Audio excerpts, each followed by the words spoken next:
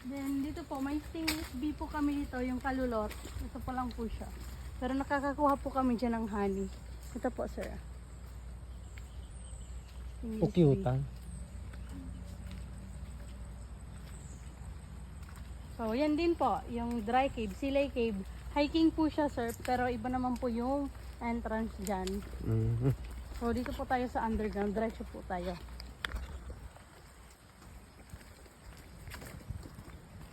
Basta ako gusto ko yung mapuntahan ko yung maganda lang lagi. Mga nature. I love nature. Mga 100 calories po tayo makababawas dito kasi It's lakad po okay. talaga, trekking. It's okay. So, yung tubig po pala niya is galing po siya ng Kamalig, diretso po siya ng Sorsogon. So, simula po dito, 33 kilometers po, papunta River? ng Sorsogon. So, yung bahay din po dito is hiwa-hiwalay po siya. So, hindi po siya dikit dito. So, malalayo po sila sa isa't isa. Mga ano na rin ang may bahay dito? Mga nagtutour guide din o Yung talagang iba po, residence? resident po. Kagaya po Ito, dito, resident na po to, yan. saan pupunta? Yan po, may bahay po dyan. Okay. So, yung bahay po makikita nyo dito is kukonti lang po talaga kasi yung karamihan, isa nasa taas na po siya. So, dito po, wala po siyang masyadong bahay Tsaka dito. masisira yung nature kapag nilagyan dyan.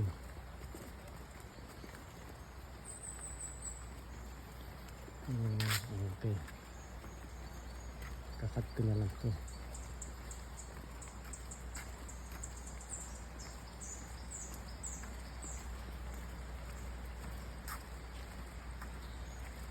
Wow, sarap. Lamig. Yes po, kasi marami pa po yung puno dito sa amin. Iba dito kapag sa mga city na kayo nagpunta. So, Naku, malayo po kasi kami sa Kabihasnan. hindi so, naman yung- totally malayo. Kasi may kalsada eh. Opo, may kalsada kasi lang po yung wala po kasi ditong mall and restaurant, ganyan po. So, Ginubatan and Legazpi na po yung mga Malapit na restaurant. ano. Opo. Mga 12, more than 10 kilometers. Yung Ginubatan po is nasa 16, then Legazpi po nasa 33 kilometers. Eh di sa ano na lang, sa Daraga na lang. Daraga. Inubatan, Tapos Ligaw, ganyan po. Ligaw. So, yung pupuntahan po pala natin, sir, is mini Palawan po siya ng Jovellar. So, Underground river Yeah. at Tubilyar. So parang may daan din dito papuntang Kamalig po, 1 at kilometer hiking. tsaka yung isa yung papuntang lalabas siguro ng Castiliano. Opo, dito po sa may tulay. Tapos pwede na pumasok na papuntang doon Sul, Pilar. Doon sul po muna, then Tas papunta Pilar. na doon. Kasi nakapunta na ako na nagbutanding na ako Nag-whale shark watching na po kayo. 2019 I think. Sa, May pakita naman po sa inyo yung whale yes, shark. may video ako noon. Yeah. Sabi ko nga, yun, nagpakita din. Ang tagal bago siya nagpakita. Eh, hindi ako makatalong kasi nagbibideo ako. Lalapitan ko sana. Yung 1 meter na malapit. Kasi yun lang ang required. So, diretso po tayo kasi dito po is Swimming, mga swimming dulas area. po. Opo, may swimming area po dyan. Malalim tubig. Hindi naman po masyado. Yung nandun po is malalim po siya. Napakasarap dito. Mas gusto ko yung ganitong lugar. Basta mayroon signal. May signal po dito. Kaya hindi po kayo maboboard. May tubig din po, may kuryente. Hindi, mas maganda ang tubig dito. Istak na lang po ng pagkain. Mas maganda, mas masarap ang tubig dito dahil fresh. Walang chlorine. Then dito po sa barangay namin, dito rin po nanggagaling yung water supply papunta po sa sentro ng Jovellar. Eto, kagaya nito, tubo to ng tubig. Nilipat na po siya dito sa kulay blue. Kasi medyo makalawang na po siya. Nakalawang talaga yan kasi Matagal na po yan. mas matanda pa sa akin yan Opo. Mas matanda pa yung tubo na yan sa akin. Tsaka mga uso ngayon kagaya ng mga Neltex pipe. Mga hindi na kinakalawang. Kahit sa amin, Ganun din. Pero yung tubig po namin dito is kapag umuulan, naging kulay brown po siya. Pero soon daw po, lalagan po siya ng filter.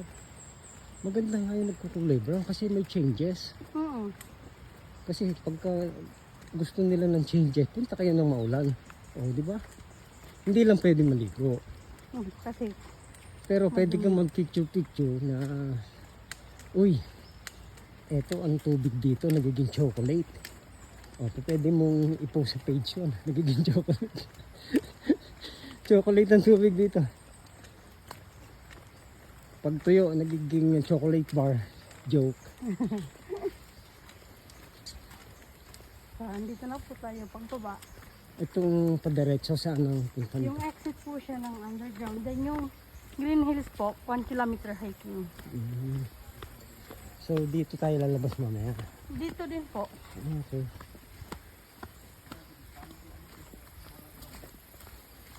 Anong pangalan mo ate? Lawrence po. Lawrence? Opo. Okay. Shout out kay Ate Lawrence. Ang aming tour guide. Uy, meron pala ditong hanging bridge.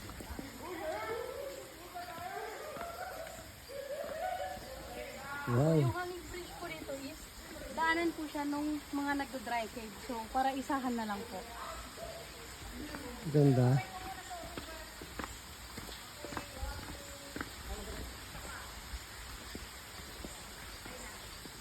Ayun. Ayun ang ano, cave. Yan. Wow. Welcome po sa mini Palawan ng Horilar. Yan. So, yung railings po, kaya po siya lubid na lang is, dinala po, tinangay po siya ng baha. Nung Okay. last year po, nung bagyong Christine. So, yung Oh. taas po niya dati, yung underground is, dati po siyang palayan. October yun yung bagyong Christine. So, dati po siyang palayan yung sa taas, pero ngayon po, hindi na. So, yan po yung entrance po ng underground natin. So, yan po. Ganda. Nature na nature po siya, wala po siyang ginalaw. Yung hagdan and yung trap lang po. So, dito po, yung talunan. Kung familiar po kayo sa I Love Lizzy, dito po sila tumalon si, ano yan, si Barbie tapos si Carla Aquino. Mhm. Punta po kayo doon sa baba. Yung iiwan ko natin